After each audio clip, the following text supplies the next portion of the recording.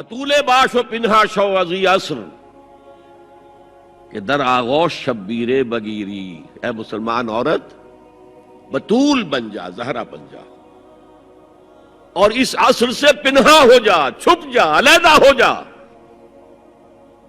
تاکہ تیرے آغوش میں حسین جیسا بچہ پیدا ہو۔ یہ پہلا ہے حجاب، سیگریگیشن آف سیکسز۔ میں نے ضیاء الحق صاحب سے کہا تھا، کیونکہ ان کی شورا میں شمولیت کی میں نے جو ہے دعوت قبول کر لی تھی، مشورہ دینا ہے۔ میں اپنے مسجد کے ممبر سے بھی مشورے بھی دیتا ہوں، تنقیدیں بھی کرتا ہوں۔ جیسے انگریزی کا محاورہ right from the horse's mouth, تو right into the horse's ears کچھ کہا جا سکے تو اچھی بات ہے۔ میں نے ان سے کہا آپ نے پی آئی اے کو ڈرائی کر دیا، شراب بند کر دی، اچھا کام کیا، بہت عمدہ کیا۔ دنیا تو یہی کہے گی نا کہ دقیانوسی ہیں، چلیے برداشت کریں، لیکن یہ ایئر ہوسٹسز جو جاتی ہیں کرو کے ساتھ اور دو دو ہفتے باہر رہتی ہیں، یہ کون سے اسلام کی روح سے جائز ہے؟ عورت محرم کے بغیر حج کو نہیں جا سکتی، محرم کے بغیر عمرے کے لیے نہیں جا سکتی، اور یہ قانون تھا پاکستان۔ میں نے کہا آپ عورت کو نہیں جانے دیتے حج کے لیے، حالانکہ وہ ادھیڑ عمر کی ہوتی ہیں، عموماً بوڑھی ہوتی ہیں۔ ہمارے یہاں جوانی میں کون کرتا ہے حج؟ بہت شاذ۔ یہ تو آپ کو نظر آئے گا جاوا، سماٹرا، انڈونیشیا، ملائیشیا، وہاں سے جوان جوڑے نکاح کے بعد پہلا کام حج۔ ہمارے ہاں تو بڈھے ٹھیرے گئے ہوئے ہوتے، اور پہلے زمانے میں تو ان کو رخصت کر دیتے تھے کہ بس رخصت ہی ہو جائیں گے، یہ واپس نہیں آئیں گے اب۔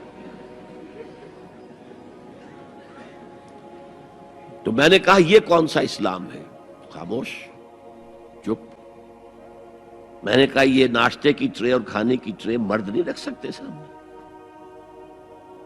میرے خلاف باقاعدہ خواتین نے جلوس نکالے پاکستان میں جب میں نے پردے کی بات کی۔ گورنر سندھ کی بیوی جو ہے اس نے لیڈ کیا جلوس کو، مطالبہ کیا کہ ان کی ٹیلی ویژن کے اوپر جو ہے ان کا سامنے آنا بند کیا جائے۔ میں نے کہا ٹھیک ہے۔ بدا الاسلام غریبا ویسعود کما بدا فطوبی للغرباء۔ اسلام شروع ہوا تھا تو اسی حالت میں تھا کہ کوئی اس کو جانتا پہچانتا نہیں تھا، پھر جب اسلام غالب ہو گیا تو طاقتور کے تو سبھی دوست ہیں، سبھی پہچاننے والے، لیکن ان قریب اسلام پھر غریب ہو جائے گا۔ تو جو اسلام کی غربت کے ساتھ خود غریب ہو جائیں ان کے لیے مبارکباد۔ اسلام کا دامن نہ چھوڑیں، چاہے انہیں کہا جائے کہ یہ تو بڑے ہی دقیانوسی لوگ ہیں، بڑے کٹر لوگ ہیں۔ میں نے اس زمانے میں چیلنج کیا تھا، مجھے بتاؤ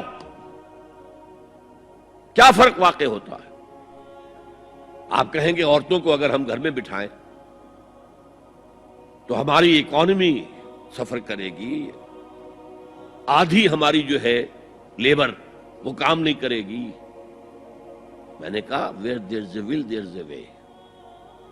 کاٹیج انڈسٹری کا انتظام کرو، نمبر 1، گھروں میں بیٹھ کر کام کریں۔ دوسری جنگ عظیم کے دوران ایک بڑا علاقہ تھا دلی میں جس کا ہر گھر کارخانہ بنا ہوا تھا، کرخندار، یہ ایک قوم کا نام پڑ گیا، کرخندار۔ چھوٹی چھوٹی مشینیں لگی، کہیں بٹن بن رہے ہیں، کہیں بکسوئے بن رہے ہیں، کہیں نکریں سل رہی ہیں، کہیں پینٹیں سل رہی ہیں، کہیں جو ہے کرتے سل رہے ہیں، قمیضیں۔ صبح کے وقت ٹرک آیا، خام مال دے گیا، شام کو آیا، تیار مال لے گیا۔ عورت نہ گھر سے نکلی نہ باہر گئی، کچھ نہیں، اور کام کیا، کما لیا۔ کاٹیج انڈسٹری کا انتظام کرو۔ اسی طریقے سے ایسے یونٹ بناؤ انڈسٹریل جس میں عورتیں کام کریں، عورتیں سپروائز کریں، ورکنگ آورز کم رکھو تاکہ وہ اپنے گھر کا کام بھی کر سکیں۔ کرو۔ عورتوں کے ہسپتال میں عورتیں مرد، عورتیں مریض، عورتیں ڈاکٹر، عورتیں مریض، عورتیں نرسز۔ مردوں کے ہسپتال میں فیمیل نرسز کا کیا کام ہے؟ کیا میل نرسز نہیں ہوتے؟ اور کیا آرمی کے اندر جو فارورڈ یونٹس ہوتے ہیں کہ جو جاتے ہیں محاذ کے اوپر، ان میں کوئی عورت نرس جاتی ہے؟ میل نرسز جاتے ہیں، حالانکہ سب سے زیادہ نرسنگ کی ضرورت وہاں ہوتی ہے۔ کسی کا بازو اڑ گیا ہے، کسی کی ٹانگ اڑ گئی ہے، کسی کی پیٹ میں آ کر کسی بم کا ٹکڑا جو ہے لگایا، تڑیاں باہر نکلی ہوئی ہیں، تو نرسنگ سب سے زیادہ وہاں ضروری ہے۔ وہاں تو فیمیل نرسز نہیں ہوتی، میل ہوتے ہیں۔ سیگریگیشن سیگریگیشن سیگریگیشن، یہ آگ اور پانی کا ملاپ درست نہیں ہے۔ تو بڑا، سب سے بڑا پردہ تو